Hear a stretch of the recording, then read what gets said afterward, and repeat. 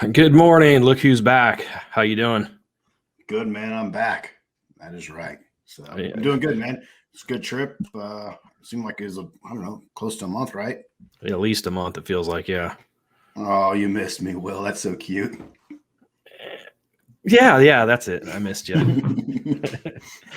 All right, guys. Yeah. Welcome to episode 68 of the Coffee Squad podcast.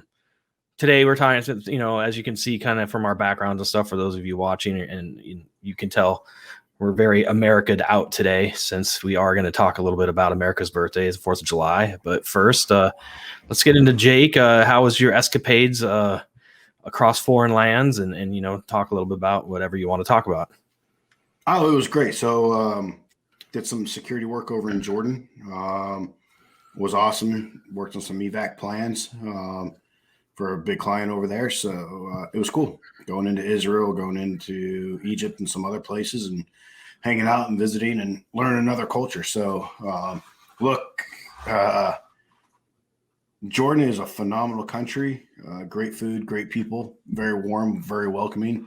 Kind of remind me of the Latin culture, just how warm and welcoming they were. So, but look, it doesn't, as awesome as it was, about the 3-week mark, I started missing home, Yeah. So nothing, for me, nothing beats America. Every foreigner I've ever talked to, most want to come here. And so, there's a reason for that. You don't see too many people packing up and leaving, even as much as they say they want to, because really there isn't a better place than the United States of America. I'm not saying we don't have issues, we don't have problems, but my gosh, it's the best country, in my opinion. Yeah, I mean, I agree, but I think I don't want to put everybody in a box, because I know there's a lot of people out there with experiences, but it seems to me, I know the people I've talked to, the ones that have never been to a third world country or even out of the United States, other than, like touristy spots, I don't think they appreciate America as much as those of us who have gone to third world countries or combat deployments or whatever. I think it's a little more eye opening when you see some of the other areas in the world compared to us. I agree. There's still, I think, look, I have a lot of friends who are foreigners, and home is home. I don't care if that's Afghanistan. I don't care if it's Iraq, Syria, somewhere in Africa, Central and South America. Home is home at the end of the day, and there's still those comfort creatures that you miss at home. But again, there's not too many people, again, leaving or fleeing their home to come to the United States. And at the end of the day, why? And I have these conversations whenever I travel internationally, and it's, I get the question, what makes America so great? And to me, one of the things I really think is our freedom of speech and freedom of religion. I think those two things are really what set us apart more than any other country out there. And I've had these conversations with a lot of people I've worked with of, the concept of freedom of religion. It just baffles their mind that you could literally have a neighbor that's an atheist, one that's Mormon, one that's Catholic, one that's Jewish, and one that's Muslim, one that's Hindu, and one that's Buddhist. Jewish, I think I missed probably a handful in between them. I think I knocked some of the major. You kind of got the major ones out, knocked them, and you could literally have a neighborhood. You forgot the Pastafarians. But you could have a neighborhood full of it. No one really cares in the U.S. No one cares. At the end of the day, it's like, hey, what are you doing? Are you a better person? And so that, to me, that concept of freedom of religion is huge, and freedom of speech. To be able to say not anything you want, because there's a small limit on that. But there's like the inflammatory, or you can't yell fire in a theater type, stuff like those, that. Minus what I would consider like the common sense things, like you really can say almost whatever you want. And in a lot of places you can't say it. I mean, Jordan is ran by a king and a monarchy, and people are afraid to speak out. Anything negative or against it, because of, they might disappear. And so to me, it's amazing that our amendments and what we have. Well, you just take, for example, I don't know how much you've been watching since you've been back, but that hammer thrower, the young woman who turned her back on the anthem and stuff like that, here you have that, you're afforded that right because of your First Amendment right, and go to another country like South or North Korea or China or some of those other Middle Eastern countries, you wouldn't do that, or else, like you said, you'd probably disappear. Yeah, I don't like it. I don't like it either. I don't think most Americans like it, but again, at the end of the day, that is her right. Is it the right stage? Yep. Is the platform the correct one?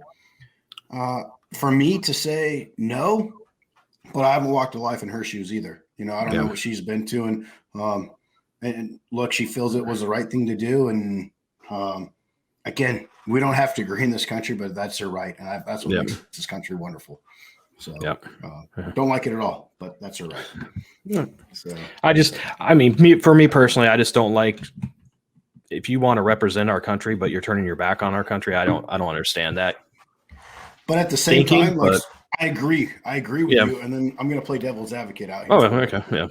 But what a better way to represent our country than literally protesting our country while our national anthem's playing, while she's representing the country. To be like, this is why our country's great, because you can have this person go out there and represent us, and at the same time protest us at the same time. I get it. It just, it's just my. I agree. Look, man, I both know I agree 100% with you. I'm just playing devil's advocate and taking a look at another side of the coin of, that's her right. That is her right in this country to do that. I get you don't it. have to like it or agree with it. Yeah. I just think if you don't like it, I don't know. I don't want to say anything out of turn, but if it's so bad, then why do you want to represent us? But she worked hard to get there, and I know she had to struggle and stuff like that. So it is what it is. Like you said, it's her right. So just leave it at that. Don't like it, but that's okay. So, well, you don't have to like it, and you know what? I'm not going to lose any sleep over it. I don't hate her. I'm gonna, what it is, what it is, right? So keep going on in my life. It doesn't affect me personally. So there you go. So you bring back any cool drinks or anything from Jordan, or are you still drinking your? So I did have some awesome drinks over there. I'm not a coffee drinker. But my buddy who went over there with me, he is a huge coffee drinker, and I learned about Turkish coffee. Mm-hmm. And then I was drinking tea over there, and they had put mint leaves in there. They had also put thyme, and I'm forgetting another spice. And each one of these teas were different. It was awesome. I had some amazing food. I'm not a big lamb person, but over there, the lamb was cooked phenomenally. At least went to this really fancy restaurant like our last day there. I had lamb tartare. It was a pretty posh place. It was delicious. Again, really? I don't like 9 times out of 10. I don't like lamb. But it was really good. Ate a ton of hummus. So, but drink wise is just, they drink coffee nonstop over there. It's like a South American country, and Turkish coffee is huge. And they put, is it cardamom and another spice? In their coffee. So, but no, they drink like a mint lemonade. That was really good. That's kind of that was my drink of choice over there. So they're a dry country, aren't they, as far as alcohol? No. Oh, no. Not at all, man. Oh, okay. No, you go into any restaurant, you go to any grocery store, you can buy beer or wine, hard alcohol. Oh, okay. Well, I know some of those Middle Eastern countries are strictly no alcohol. So yeah, so I would say obviously Jordan, I've never been to Jordan, so I don't know. So neither had I. And Jordan, if you can't tell, like I'm very pro Jordan. To me, it's the example for a lot of those countries over there in the Middle East. So they say they're a country first and a religion second. And you see different denomination churches over there. They're not surrounded by high walls and constant wires, guards, and dogs. You'll see a Christian church with a cross on top, and people really don't care. You'll see the typical hijab or the face or head covering, and then you'll see women walk around normal. So I would say it's more progressive than. Absolutely. To me, it's like Jordan is. We kept saying they're the Switzerland of the Middle East. Okay. So, good times. Cool. What are you drinking today? Anything good? Man, I just finished it off. I didn't refill it. So I was just drinking a little water and pink lemonade flavoring.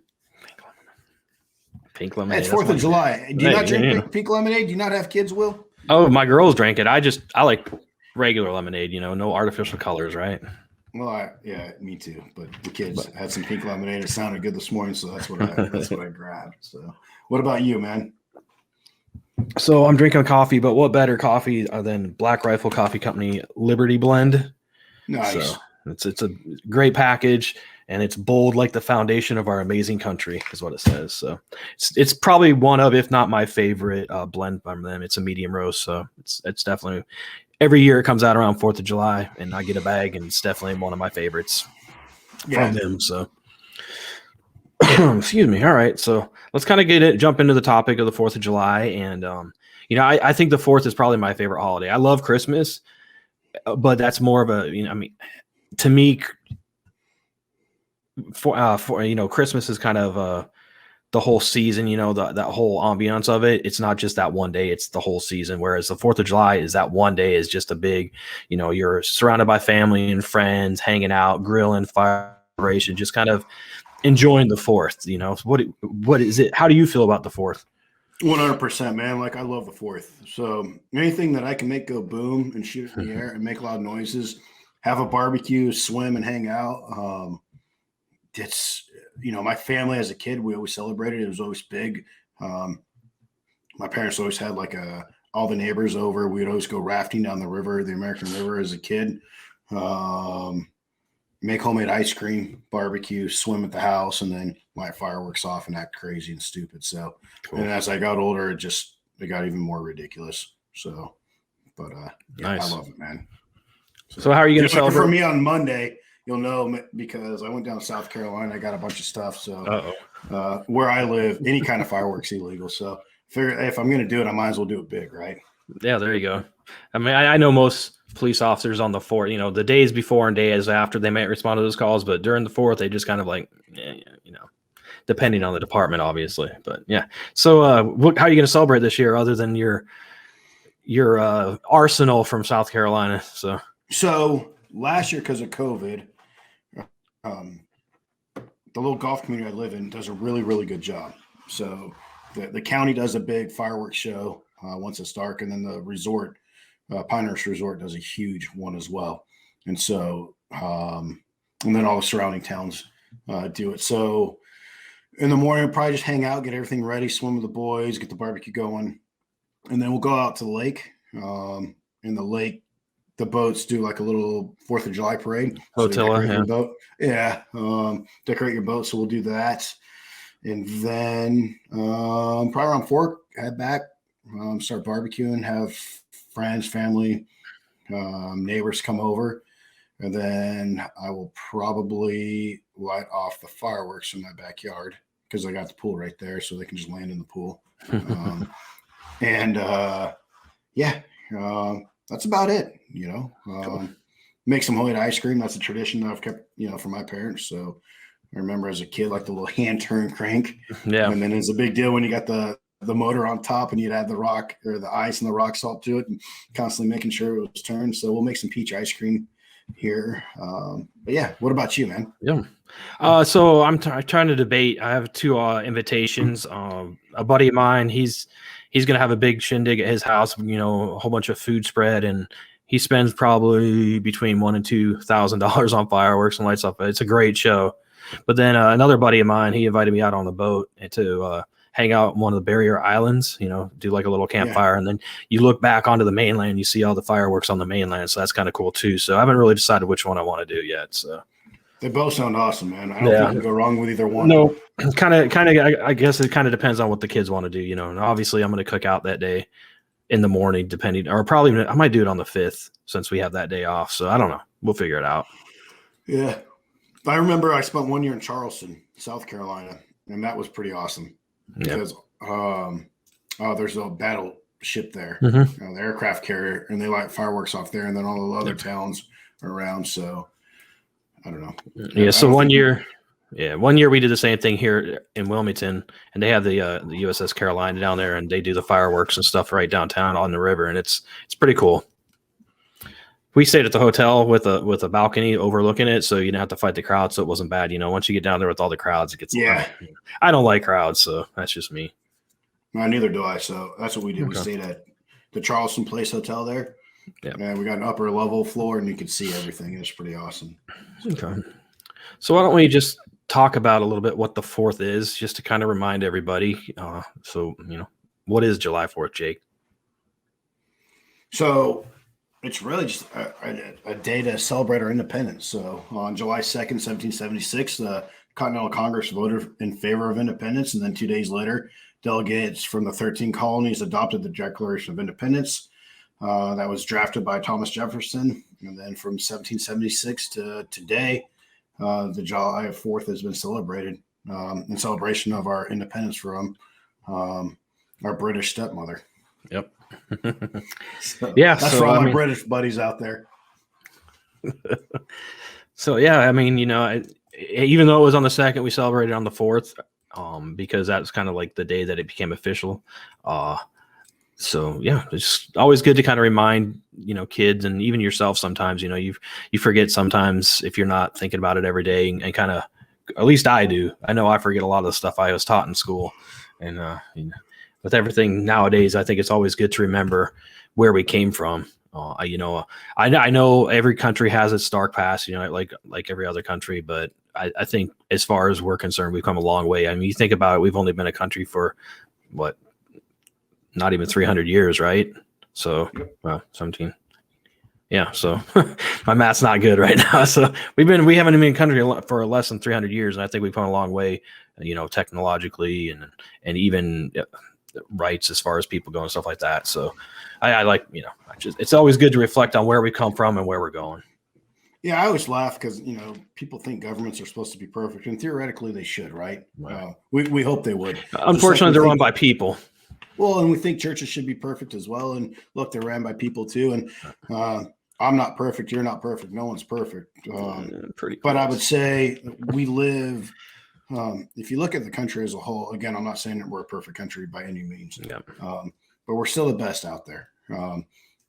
And we're the best not because of our politicians, not because of we subscribe to one religion or another, one political party or the other. We're the best because at the end of the day, we're Americans. And I think, again, you hear me say this a lot on this show, the news media, right, wants to divide us. I think at the end of the day, though, most of us feel at the end of the day, no matter what religion, political party, what our stances, what our circumstances in life are, we're American.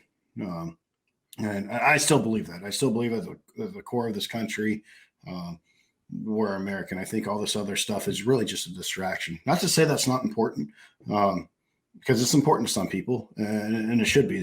When there's injustice out there, we should recognize that and correct that. But I still, at the end of the day, I think we are the best country out there.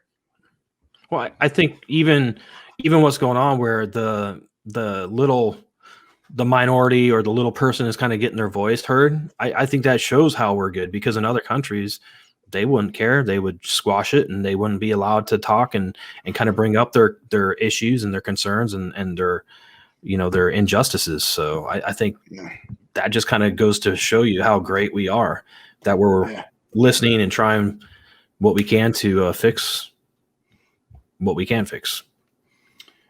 And for me, I get a lot of like, oh, you're so proud of this country because of your time in the service. I disagree with that wholeheartedly. When people kind of bring that up, I've always been proud of the country. When I was in my late teens, I went and lived in Spain for almost 2 years. Before that, in high school, I'd go down to Mexico and build homes. And so I've always had appreciation for what we have. And I tell this to my kids, and there's times at night I've thought about like, what made me so lucky? What made me, to be born in this country, to have the rights and the freedoms that I've enjoyed, in my family versus someone who, Burkina Faso or Nigeria, where, born into a land full of strife, or let's say Afghanistan or Iraq or Syria or any of these other countries, where you're born into kind of a land full of strife and conflict and poverty. I don't know the answer to that, but traveling and being over there and seeing that, like, I always come home, like, hug my family. I'm like, man, I don't know how I got so lucky. Yeah. Well, I think I gained my patriotism after the military, actually, because I started doing more traveling after I got out, and I saw some third world countries or second world countries and it kind of opened my eyes a little bit more to the struggles that other people were going through and other cultures and other countries. And I that's where I kind of, we really are lucky to be here and be born here. We just kind of won that lottery. I mean, you don't see people crossing the desert to escape from America like you were talking about. You talk about people like trying to escape North Korea, going across the Gobi Desert and dying, or even immigrants coming from South America and Central America into the U.S., crossing the deserts down there and dying and drowning and stuff like that, trying to get in America to live the American dream. And I think there's some people who feel that that's just words, but I think it's still possible. I mean, what other country could you do what we do? I don't know. Obviously, I'm biased. Very few, man. I mean, there's obviously going to be exceptions, but overall, very, very few. Where I had this conversation. I was just out in California visiting family and friends, and I had the same opportunities where I am today, where anyone, no matter what walk of life they came from in the U.S., could have done. Anyone could have joined the military. Anyone could have done what I did as a career in the military, and then afterwards, it's all choices. And I think that's what what we're talking about here is, here in the U.S. you still have choice. You could grow up in that trailer park or in that ghetto, and have totally parents who are just non-existent. Yeah. And you can go through the school system, but you still have the choice, to do whatever you want. And I'm not saying you're successful because you're a doctor or a lawyer, because there's most of those people I don't really want to hang out anyways. And I just told you a story as to why earlier before jumping on this podcast. Yeah. But you can be successful in whatever it is that you choose to do. Whether you have a buddy who cuts hair from high school and he's really successful and he does a great job. Or you can go be a mechanic. It doesn't matter what you want to do. You have that choice to do whatever it is that you want to do. And that to me is more valuable than anything. Yeah, absolutely. So do you think that Americans are still patriotic and celebrate our independence, or is it just kind of another day off for them? Do you think? Well, I do. I do. I see, like, around my neighborhood, and where I'm, and I think my neighborhood is a pretty good mix of Americana. When I talk about, like, politics and left and right and everything else, because no one where I really live is born and raised here. Everyone's a transplant, whether it was the military, the hospital bringing them down, they're retired. And I can tell you, everyone, like last night, I went out to the boat to decorate the boat, and everyone was out there, and we're all having conversations. And I know someone's a different political view than I have, but everyone, young and old too. It to me, yes, it's a day off, but it's a day off to celebrate and party, and celebrate this country and hang out with family and friends. Where I think if you look at Memorial Day, most people don't understand. I get a lot of Happy Memorial Day things, and hey, it's appreciated and it's nice that they're making a gesture, they're making an effort.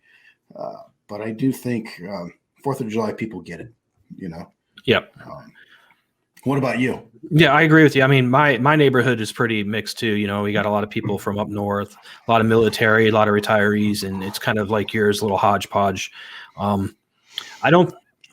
We all celebrate. It's not as, I don't think it's as decorative as like it was when I was growing up.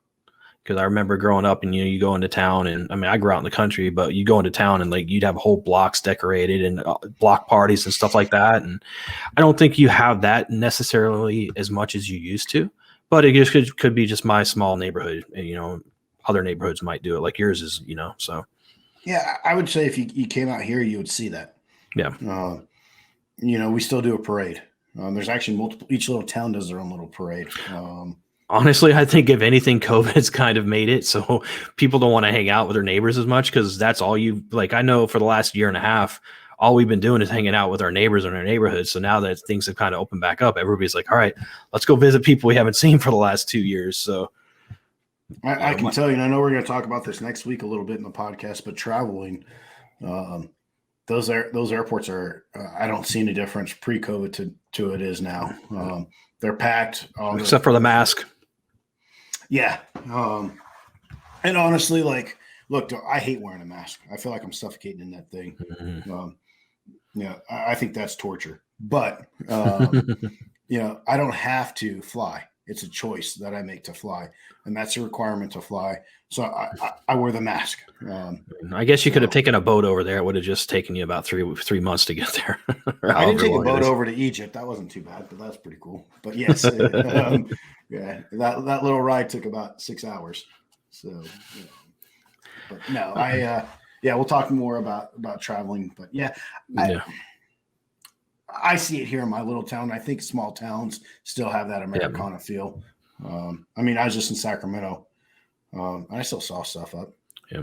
Well, I can tell you that people are excited for the 4th of July celebrations to come back.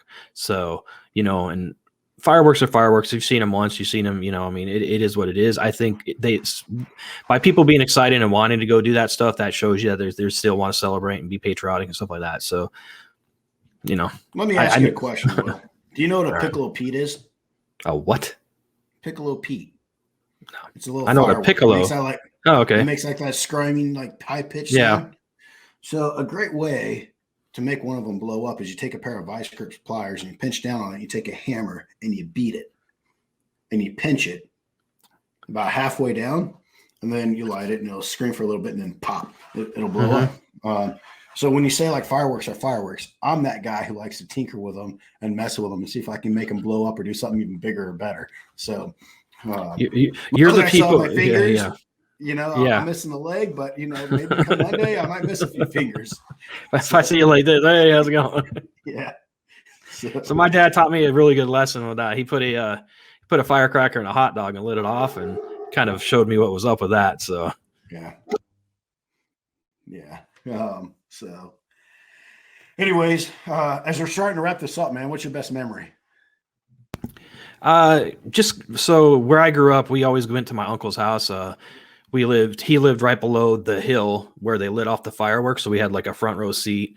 He always had raspberries and blackberries growing in his backyard. So we get over there, they'd grill out steaks and burgers and stuff like that. And we'd go picking the fresh berries and have fresh berries as our like dessert and our snacks and stuff like that. And then we'd all sit around and light fireworks, and inevitably one of my cousins would go to one of the reservations because there's certain fireworks they can sell on federal reservations that they can't sell in the state. So they'd go up there and they get like the mortars and stuff. So we'd have our own little big fireworks show in the backyard before the fireworks from the city started. So just going there and being with the family and watching all that stuff every year is my best memory as far as that. What about you?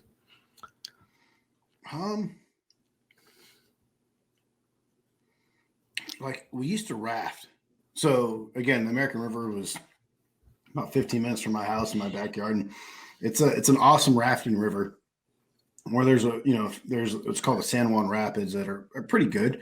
Nothing huge, but you watch boats and rafts get flipped over, and so we would always do that. And there's a bunch of cliffs you can jump off. So when I was little, it was pretty quiet, and then as I got older, what would be a few hundred people turned out to like tens of thousands of people. It used to be like bumper to bumper, lots of drunk shenanigans. So I probably can't say it on this thing, but I saw some things that were pretty awesome as a young kid to see. So probably a little more NC-17 or R-rated. Yeah. Yeah. So, but yeah, doing that, spending time with the family, making those memories, making ice cream with my dad. We'd always play like musical chairs, like as it's starting to get dusk. My mom would get really excited about that and like trying to push someone over to win. I know my parents just always made it really fun. So I always had a great time with it. I remember one year I was in college and I had like a Toyota Tacoma pickup truck, a little short one. And I rigged it up while no one was looking with a bunch of fireworks on the bed. and I lit them. And as I drove around, I was doing like little donuts right there on the corner. And yeah, my mom reminded me of that just the other day when I was out there. But yeah, doing that now, making memories with my kids, like we do some similar things, but some things are a little different. And just watch my kids get excited about like the worms, like lighting worms on fire and sparklers. And then when I make something blow up, they love it. So yeah, I miss the aerial fireworks, to stay legal here, you can only do the fountains and stuff like that. Nothing that really is aerial. You remember the Saturn missiles? It'd come in like a packet, like a square packet with probably like 25 or 50 of them. And they go. Yeah. That was one of my favorite ones just because it was so loud and just. So, yeah. So I've told you about my neighbor behind me. I might have to change that sound effect on the edit, but go ahead. I told you about my neighbor behind me. We used to get along fine. I used to help him out. He's a much older gentleman, and we put a pool in, and you would have thought that, I don't know, I did something horrible to him and his family by putting a pool in. So last year, my wife and I went to Myrtle Beach, probably the week before. So I went to one of the fireworks stands that are all legal here in North Carolina. And I was like, hey, I don't want anything too big, but just, have a little fun with my kids. And he's like, yeah, go along that back wall. Again, I probably should have read. Reading instructions isn't my strong suit. But so I have, we have some people over. And my oldest son, I'm like, all right, you can pick the first one, right? So he picks it up. I light it. And that thing shoots like 40 feet in the air, kind of like your little Saturn missile thing. And it's like, boom, boom. And it's doing all kinds of awesome, fun stuff that probably so that ended it. So I packed everything up, put everything in the pool. Like, all right, I know the cops are coming. So this year I went through everything like, okay, we can light this one off, not this one. So yeah. But you got a pontoon boat, don't you? I do. So what I'm thinking about honestly doing is getting an old inner tube and a piece of 2x4, or not 2x4, a little old piece of plywood I have in the yard, and putting that plywood out and just swimming out, putting the firework on, lighting it, swimming back, and there you to go on the lake. So, and it's at night, cool. So yeah, who knows? Someone will probably call the cops there too. But but they don't have boats over there, so yeah. So let's swim out and get me. So yeah. But anyways, man, hey, wish you and your family a happy 4th, and everyone listening a happy 4th. Even if you're not American, you can still celebrate with us. We won't mind. So, well, that's the good thing about America is we're such a melting pot that every culture can celebrate their heritage and their culture, but also ours. So yeah. So cool. All right. Well, everybody, we'll see you next week. Thanks for tuning in for this little short but sweet 4th of July special. Check us out at coffeesquadpodcast.com. Like, follow, subscribe. Next week. Have a good 4th. You too. Later.